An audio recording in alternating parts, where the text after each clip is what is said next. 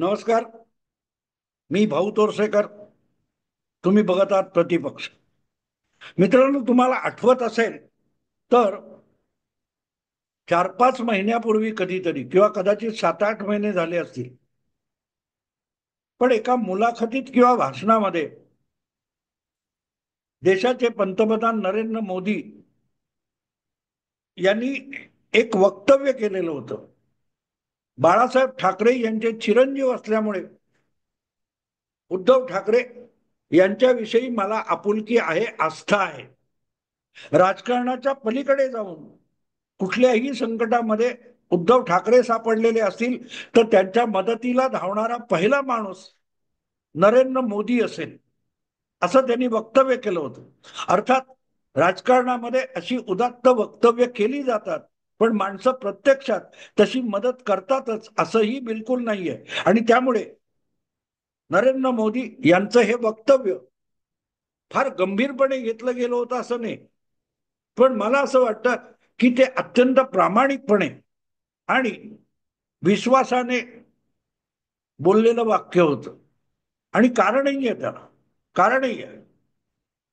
2002 मध्ये ज्या वेळेला साबरमती एक्सप्रेस गाडी अडवून गोधराला ती जाळण्यात आली आणि त्यामध्ये जवळजवळ 65 ते 70 कारसेवकांचा बळी गेला होता. मुस्लिम जमावाने ही रेल्वे गाडी अडवली होती आणि त्यात हिंदूंचा बळी घेतला होता आणि त्यानंतर ते जळलेले मृतदेह बघून संपूर्ण गुजरात पेटला होता. ती दंगल आवरता आवरत नव्हती आणि भाजपचं सरकार केंद्रात होतं, राज्यात गुजरातमध्ये होतच. आणि मोदी तर नवे मुख्यमंत्री होते, 1 वर्ष पण त्यांच्या मुख्यमंत्रीपदाला झालं नव्हतं. अशा वेळेला गुजरातच्या दंगलीचे काय ते बघायला काय झालंय ते, देशाचे पंतप्रधान म्हणून अटल बिहारी वाजपेयी आलेले होते आणि त्यांनी एक वक्तव्य केलं होतं की कुठल्याही पक्षाचं राज्य असो, सरकार असो किंवा मुख्यमंत्री असो, त्याने अशा विपरीत परिस्थितीमध्ये राजधर्माचं पालन केलं पाहिजे. आणि मोदी सुद्धा इतके गंगरलेले होते की ते वाक्य ऐकल्यानंतर मोदी म्हणाले होते की हम भी वही कर रहे.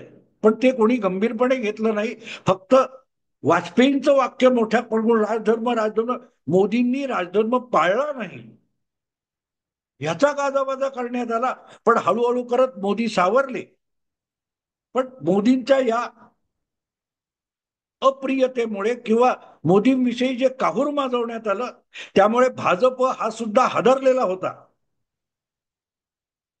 मोदींच्या या नेतृत्वाखाली गुजरातमध्ये जो काय आगडो मुसळला होता, त्यामुळे भविष्य काळात भाजपला देशभर दुष्परिणाम भोगायला लागतील असं एक वातावरण निर्माण केलं गेलं. आणि नुसतं निर्माण केलं गेलं नाही तर ते दाखवलं जात होतं. त्यामुळे भाजपचं तत्कालीन वरिष्ठ नेतृत्व सुद्धा अस्वस्थ होऊन गेलं होतं. मोदींना बदलण्याची मागणी होत होती आणि त्याला भाजपचं केंद्रीय नेतृत्व बळी पडण्याची शक्यता होती. गुजरात ही हिंदुत्वाची लॅबोरेटरी झाली अशी टीका झाली. पण त्यामुळेच भाजपचं वरिष्ठ नेतृत्व सुद्धा मोदींना बदलण्यासाठी बिचकलेलं होतं. आपण हे करायला गेलो आणि हिंदूची उलटी रिॲक्शन आली तर, कारण हिंदूंचा सगळ्यात समर्थ नेता अशी गुजरातमध्ये मोदींची एक प्रतिमा झालेली होती. आणि तरीही देशाचा परिणाम लक्षात घेऊन मोदींना हलवायचं का असा विचार चालू होता. त्यावेळेला बाळासाहेब ठाकरे हे भाजपचे अत्यंत जवळचे मित्र पक्षाचे नेते होते, म्हणून अडवाणी मुंबईत आले होते. आणि मला वाटतं मुंबईच्या महापौर बंगल्यामध्ये अडवाणी आणि बाळासाहेब ठाकरे यांची भेटगाठ झाली होती. तेव्हा ही चाचपणी अडवाणींनी केली होती आणि बाळासाहेबांनी हे वारंवार सांगितलेलं होतं की मोदी गया तो गुजरात गया, असं म्हणत मोदींना बदलायला मी कडाडून विरोध केला होता. हे बाळासाहेबांनी अनेकदा सांगितलं आणि सत्य पण होतं. किंबहुना बाळासाहेबांच्या या अडवणुकीमुळेच अडवाणी किंवा वाजपेयी मोदींना बदलू शकले नाहीत. पण लवकरच मोदींच्या या गुजरात पुरती का होईना हिंदुत्वाच्या लोकप्रियतेची साक्ष मिळाली. कारण त्यानंतर गोव्यामध्ये जे भारतीय जनता पक्षाचं राष्ट्रीय अधिवेशन झालं, त्या अधिवेशनामध्ये सगळे वरिष्ठ नेते मोदींपासून दूर दूर राहत होते. आणि अशा वेळेला मोदींनी आपला राजीनामा द्यायचा मुख्यमंत्री पदाचा अशी भूमिका घेतली. तरीही तो राजीनामा स्वीकारायचा की नाही इतकी गडबड झाली होती. भाजपचं नेतृत्व गुजरातच्या दंगलीवर जे देशभर माध्यमातून काहूर माजलं होतं, पुरोगामी गदारोळ उठला होता, त्याने गांगरून गेलं होतं. आणि अशा वेळेला मोदींनी पहिला डाव खेळला असं म्हणता येईल. कारण मोदींनी स्वतःच आपल्या मुख्यमंत्री पदाचा राजीनामा देऊ केला, पण तो स्वीकारण्याची हिंमत सुद्धा भाजपच्या राष्ट्रीय नेतृत्वाला झाली नव्हती. पण गोव्यातलं भाजपचं अधिवेशन संपवून माघारी अहमदाबादला परतलेले नरेंद्र मोदी यांनी पहिलं काम काय केलं असेल तर त्यांनी जी विधानसभेची मुदत अजून 2-2.5 वर्ष काय शिल्लक होती, ती असताना सुद्धा बेधडक विधानसभा बरखास्त करून टाकली आणि मध्यावधी निवडणुका जाहीर केल्या की गुजरातच्या जनतेला मोदी हवा की नको याचा निकाल गुजरातच्या जनतेने द्यावा असा पवित्रा घेतला. आणि विषय खूप तुम्हाला आठवत असेल तर लिंगडो नावाचा निवडणूक आयुक्त होता, त्यानेही मोदींचं कोंडी करायचा प्रयत्न केला. गुजरातच्या निवडणुका तुम्हाला पाहिजे तेव्हा घेता येणार नाही अशी भूमिका त्यांनी घेतली की 6 महिन्यात कायदा सुव्यवस्था गुजरातमध्ये वाईट आहे, त्यामुळे आम्ही नाही घेणार निवडणुकांच्या त्या निर्णयाला निवडणूक आयोगाच्या निर्णयाला मोदींनी थेट सुप्रीम कोर्टात चॅलेंज केलं आणि सुप्रीम कोर्टाने थप्पड मारल्यानंतर लिंगडोने शेपूट घातली आणि नाही मतदार याद्या तयार नाहीत अशी पळवाट काढून निवडणुका घेतल्या 8 महिन्यांनी. पण त्या 8 महिन्यानंतर मला वाटते मोदींनी तो एक विक्रमच केला होता की विधानसभेचं पाठबळ नसताना मोदी 8 महिने मुख्यमंत्री होते. साधारणतः घटनेची भूमिका अशी आहे की कमीत कमी 6 महिन्यामध्ये विधानसभेमधून मुख्यमंत्र्यावर विश्वास व्यक्त झाला पाहिजे. पण विधानसभाच नसताना 8 महिने नरेंद्र मोदी मुख्यमंत्री होते. अर्थात नंतर झालेल्या निवडणुकीत त्यांनी विधानसभा प्रचंड बहुमताने जिंकली आणि मोदी हा हिंदूंचा नेता आहे त्यावर शिक्कामोर्तब झालं. पण मुद्दा असा आहे की जर आधीच डळमळीत झालेल्या भाजप नेतृत्वाने मोदींना बदललं असतं तर काय झालं असतं. मोदी ते कधीही विसरले नाहीत की पक्षाकडून त्यांना बदललं जाण्याच्या आधीच बाळासाहेबांनी त्यांची समर्थपणे बाजू मांडली, म्हणून भाजपचं नेतृत्व वरिष्ठ नेतृत्व मोदींना हलवू शकलं नाही आणि मग तिथून मोदी आज पंतप्रधान पदापर्यंत आलेले. लागोपाठच्या विधानसभा निवडणुका जिंकत जिंकत पंतप्रधान पदाचा उमेदवार होण्यापर्यंत मोदींनी मजल मारली. पण त्या नेतृत्वाची भ्रूण हत्या झाली असती जर दबावाखाली आलेल्या भाजप नेतृत्वाने मोदींना हटवलं असतं. मोदी कधीही ते उपकार विसरलेले नाहीत, कधी विसरलेले नाही. मुद्दा असा आहे की त्या नरेंद्र मोदींनी आपल्या लोकप्रियतेचा फायदा उद्धव ठाकरे यांना मिळवून दिला. राज ठाकरे हे घरातलं आव्हान उभं राहिल्यानंतर उद्धव ठाकरे यांच्या हाती आलेली शिवसेना कमालीची डळमळीत होऊन गेलेली होती. बाळासाहेब थकले होते, बाळासाहेब मैदानात उतरू शकत नव्हते. अशा वेळेला शिवसेनेचे सगळे निर्णय उद्धव ठाकरे यांना घ्यावे लागत होते आणि अशा वेळेला महाराष्ट्र नवनिर्माण सेना हा जो पक्ष घरातूनच बाजूला होऊन निर्माण झाला होता त्याने उद्धव ठाकरे यांच्या शिवसेनेसमोर फार मोठं आव्हान उभं केलं होतं. 2009च्या निवडणुकांमध्ये शिवसेनेला आपल्या प्रभाव क्षेत्रामध्ये म्हणजे मुंबई ठाणे या क्षेत्रामध्ये मनसेने अक्षरशः भुईसपाट करून टाकलं होतं. मनसेच्या प्रभावाचा दुष्परिणाम मैत्री असल्यामुळे आणि युतीत असल्यामुळे भाजपलाही भोगावा लागला होता. 2009च्या लोकसभा निवडणुकीत अवघे 6 महिने सुद्धा झालेले नव्हते मुंबईवर अजमल कसाबच्या हल्ल्याला, तरीही शिवसेना आणि भाजप यांना दणका बसला. मुंबई ठाण्यातल्या 10 लोकसभेच्या जागांपैकी अवघी 1 जागा शिवसेनेला जिंकता आली. भाजपलाही सगळ्या जागा गमवाव्या लागल्या. मुंबई ठाणा याचं कारण राज ठाकरे होते, मनसे होते. पण मनसेने जी उद्धव ठाकरेंची शिवसेना ढासळून आणि डळमळीत करून टाकली होती, त्यातून शिवसेनेला बाहेर पडायला 2014 साल उजाडलं. कारण लोकसभेला बसलेला दणका होता त्याचंच प्रतिबिंब 2009च्या विधानसभेत सुद्धा पडलं होतं. आणि निर्विवाद बहुमताने दोन्ही काँग्रेसची आघाडी निवडून आली, तर भाजप आणि शिवसेना या दोघांना एकत्रित 100 गाठता आलेले नव्हते. या सगळ्या पडझडीतून परत सावरून उभा राहिला उद्धव ठाकरे यांना मोदी लाटेचा उपयोग झाला. मोदींच्या लोकप्रियतेवर स्वार होऊन उद्धव ठाकरे हे शिवसेनेचे 18 खासदार 2014 मध्ये निवडून आणू शकले. बाळासाहेबांच्या हयातीत किंवा वाजपेयी असतानाच्या काळातल्या युतीत असताना सुद्धा शिवसेनेला कधी 14, 12, 13 खासदार निवडून आणता आले नव्हते. ती संख्या एकदम 18 पर्यंत गेली. शिवसेनेचे 18 खासदार हे मोदी लाटेमुळे आले, ही काळ्या दगडावरची रेघ आहे. म्हणजेच आपल्याला बाळासाहेबांनी उमेदीच्या काळामध्ये जो आधार दिला त्यामुळे आपण पंतप्रधान पदापर्यंत आलो. हे उपकार मोदींनी एक प्रकारे उद्धव ठाकरेंना 2014 नंतर पूर्णपणे ताकद देऊन फेडलेले. उद्धव ठाकरे यांच्यावर उपकार सुद्धा झालेले. राज ठाकरेंच्या दणक्यामुळे डळमळीत झालेली शिवसेना तिला पुनरुज्जीवित करण्यासाठी मोदींच्या लोकप्रियतेचा जेवढा फायदा उद्धव ठाकरेंना मिळाला ते उपकारच म्हणायला पाहिजे, उपकार म्हणायला पाहिजे. कारण 2014 मध्ये मोदी लाट होती. शिवसेनेमुळे भाजप वाढली आणि देशभर वाढली, हा सध्या शुद्ध खोळेपणा आहे.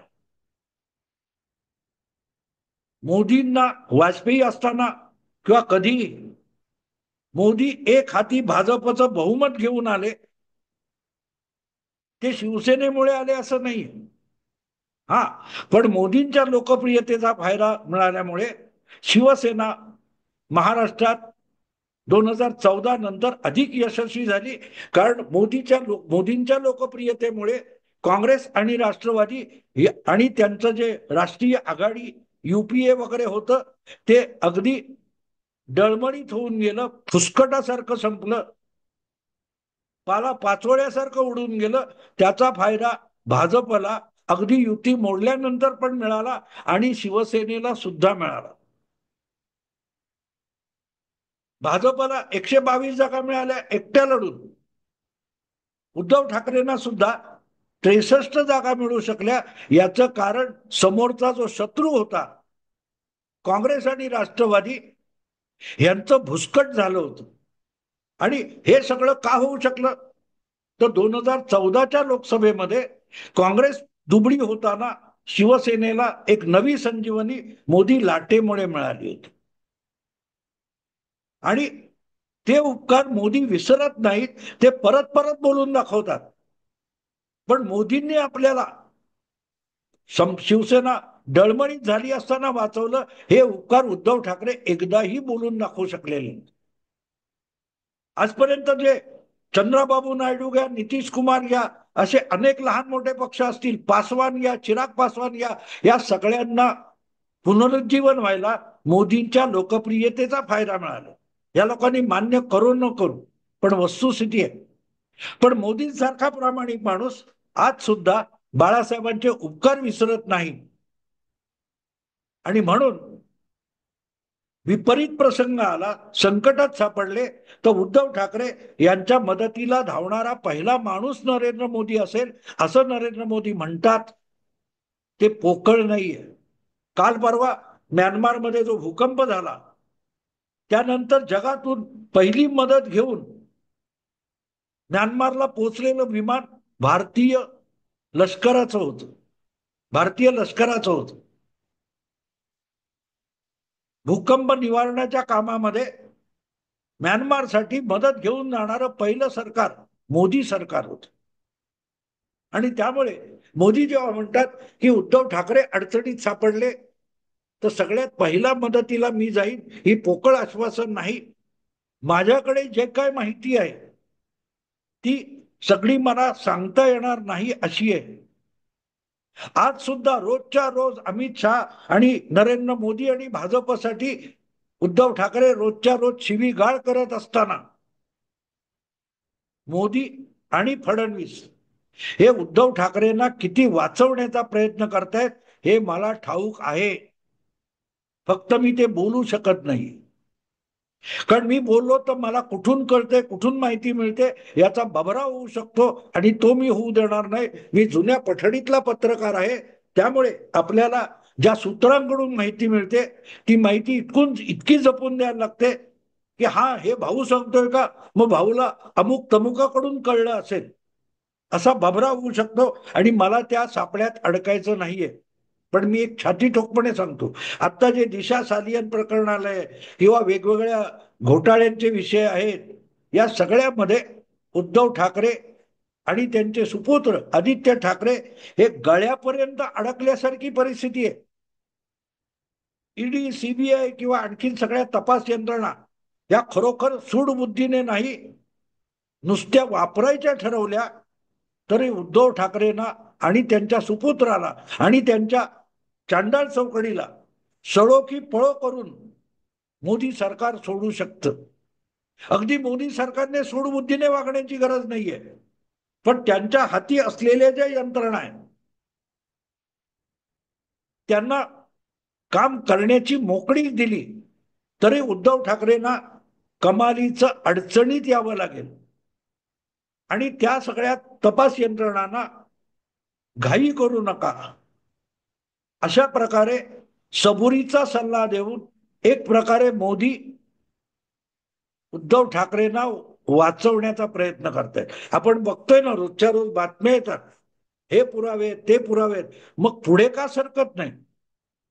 पुढे सरकत नाही याचं कारण संबंधित यंत्रणा या उद्धव ठाकरेंना आणि आदित्य ठाकरेंना गाळात घालायच्या तयारीत नाहीयेत.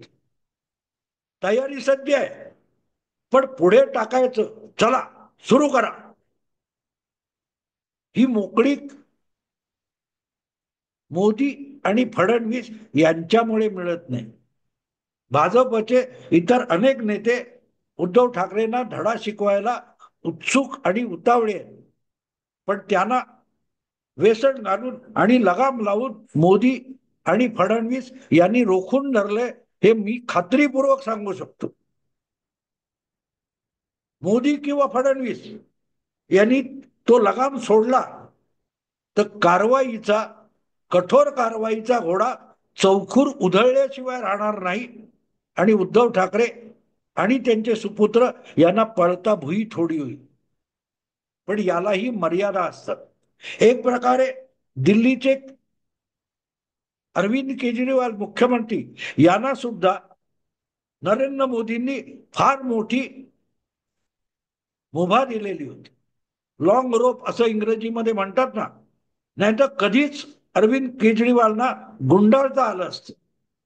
जे काय मोकाट सुटलेले होते ना त्यांना आवडणं आणि जेरबंद करणं अशक्य नव्हतं. ते करायला मोदींनी उशीर केला. मोदी सरकारने योग्य वेळेला कारवाई केली तर 5 वर्षापूर्वीच केजरीवाल हा विषय निकालात निघू शकला असता. पण शेवटी अशी वेळ आली की ह्या माणसाला आता वाचवणं, सभ्यपणा म्हणून वाचवणं सुद्धा गुन्हा आहे असं मोदींना वाटायला लागलं. त्यानंतरच केजरीवाल यांना धडा शिकवायची वेळ आली आणि तो धडा मोदींनी नाही शिकवला. लक्षात ठेवा, शराब घोटाळा किंवा इतर घोटाळ्यांचे जे आरोप आहेत आणि तक्रारी आहेत त्या काँग्रेस नेत्यांनी केलेल्या आहेत, भाजप नेत्यांनी नाही केलेल्या. काँग्रेस नेत्यांनी केलंय आणि त्यावर कारवाई करायची मोकळीक भाजपच्या मोदी सरकारने दिली. आज सुद्धा देवेंद्र फडणवीस किंवा नरेंद्र मोदी हे बाळासाहेबांचे उपकार ओळखून उद्धव ठाकरे यांना संकटात जाण्यापासून वाचवण्याचा आटोकाट प्रयत्न करतात. पण डोकं ठिकाणावर असेल तर ते ओळखून उद्धव ठाकरे आपला आक्रस्ताळेपणा कमी करतील. नाही तर नुसतं मोदींनी किंवा फडणवीसांनी जे बोट धरलेल्यांनी सोडायची गोष्ट आहे. खोल दरीत जाऊन पडण्या इतकी परिस्थिती आहे. एवढंच मी सांकेतिक बोलतोय, सूचक बोलतोय. समजने वालों को इशारा काफी होता है. आपल्याला शिवाय देऊ देत काय देव, पण बापाची पुण्याई आहे त्याकडे कानाडोळा करता येत नाही. हिंदुत्वासाठी आणि हिंदुत्वाच्या राजकारणासाठी बाळासाहेबांचं योगदान इतकं प्रचंड आहे की त्या पुण्याईसाठी त्यांच्या मुलाने किंवा नातवाने पोरकटपणा केला तर त्याच्याकडे कानाडोळा केला पाहिजे. हा जो मनाचा मोठेपणा आहे, सांस्कृतिक सभ्यता आहे, त्यासाठी मोदी किंवा फडणवीस आपल्या हाताशी असलेल्या अधिकारांचा वापरही अतिशय सबुरीने करतायत. एवढंच सांगून थांबतो. आवडलं लाईक करा, शेअर करा आणि प्रतिपक्षाला सबस्क्राईब करा. नमस्कार.